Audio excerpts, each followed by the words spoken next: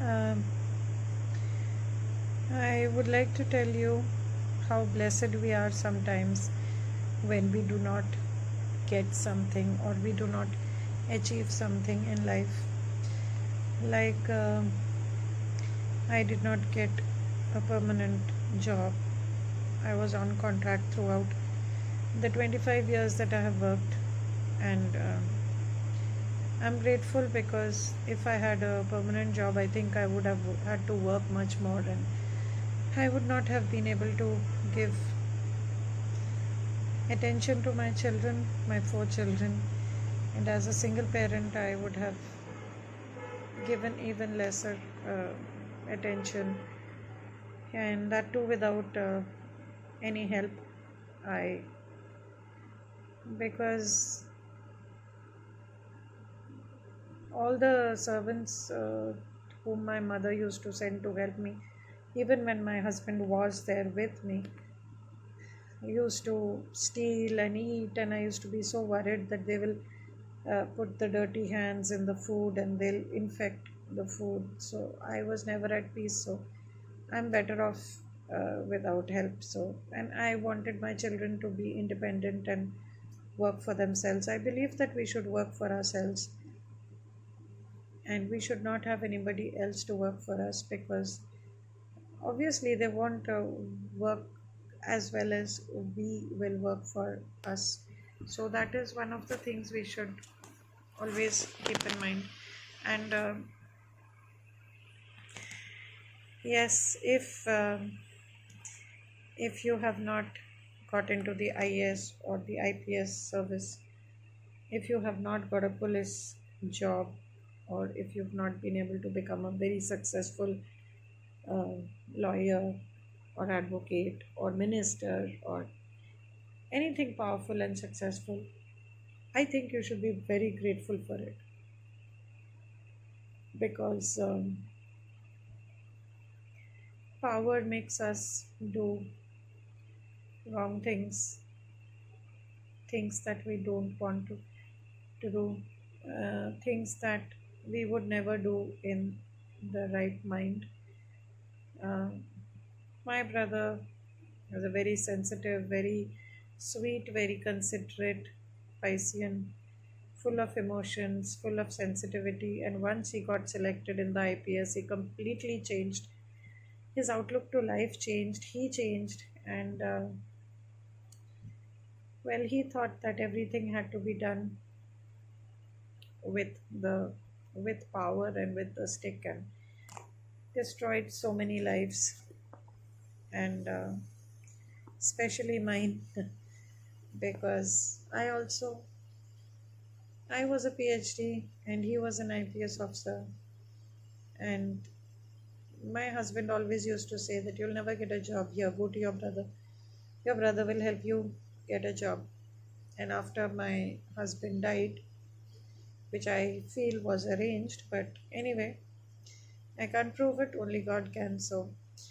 Um, so after my husband died, I went to my brother, and after 10 years, when I could not get a permanent job, then I decided to um, walk off. And we had a small plot of land which my husband had bought just before his death.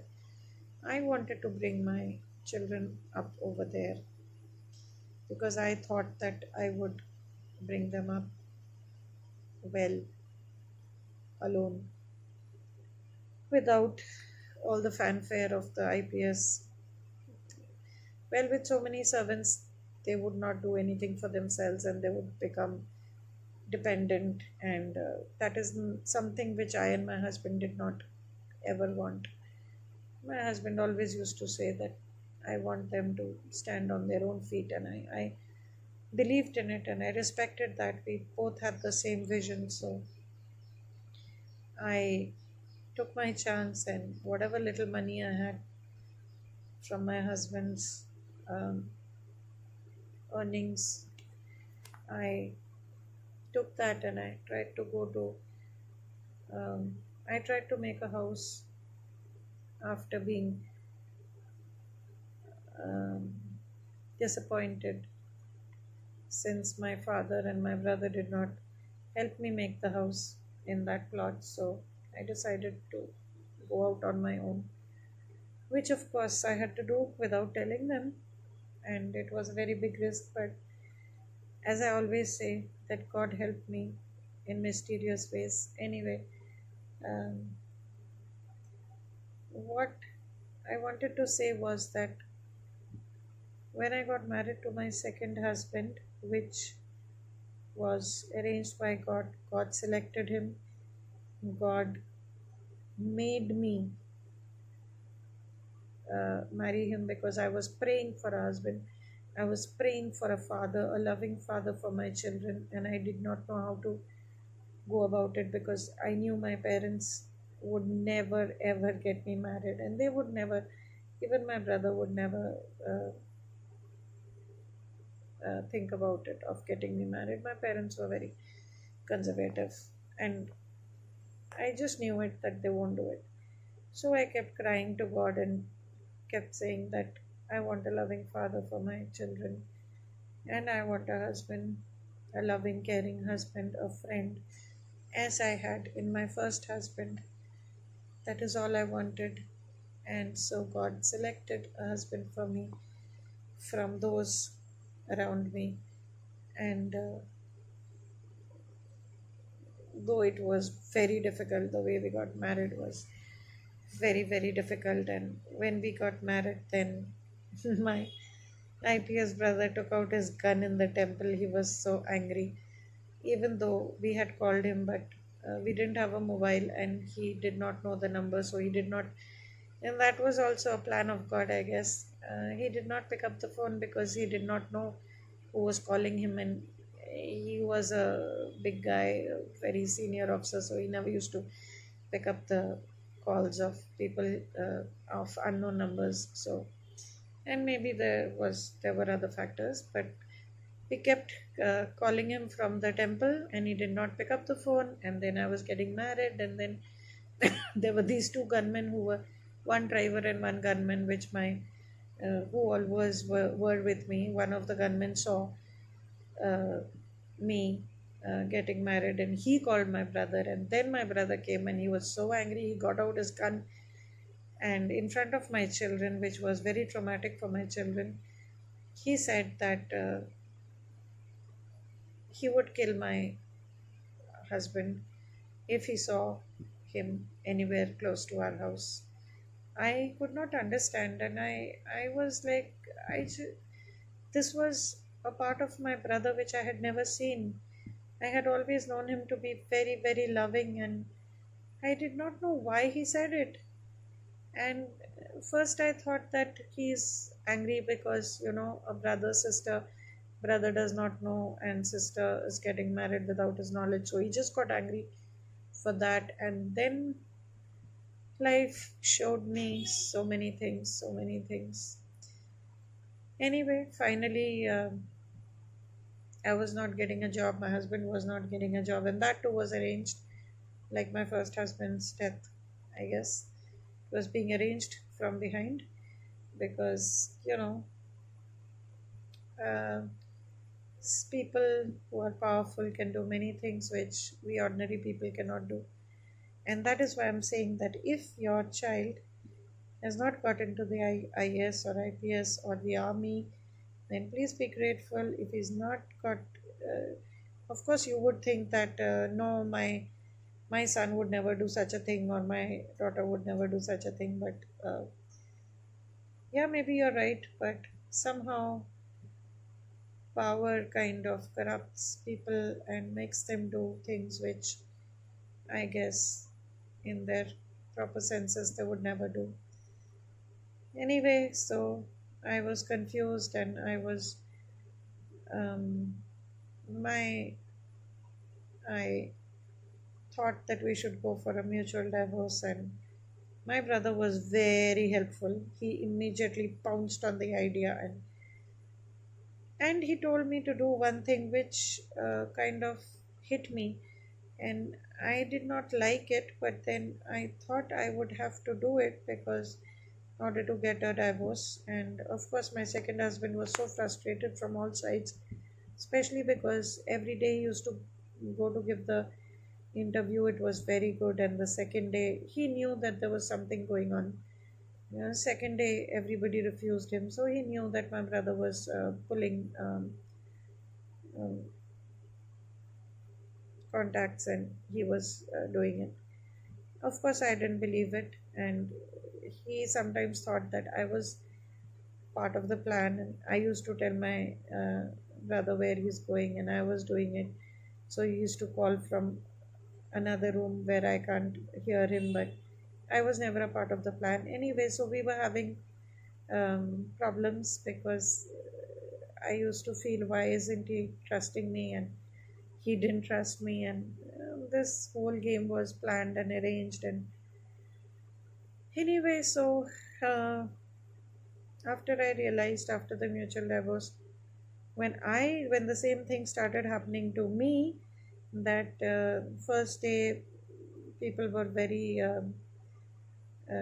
delighted during the interview, and then um, I never got the job. So it repeatedly kept happening, and then I realized that this is exactly what was happening to my husband too. Because if we both don't get jobs, then obviously we cannot, our marriage cannot be uh, legally, it won't hold, because one of us has to look after the economic part of it. And I couldn't believe that my brother would fall to such extent to do such things. But I guess love, possessiveness, or whatever. But I would rather have a brother who would help me, support me to stand on my own feet, and who would feel proud that I am working and I am earning and I'm bringing up my children myself. But,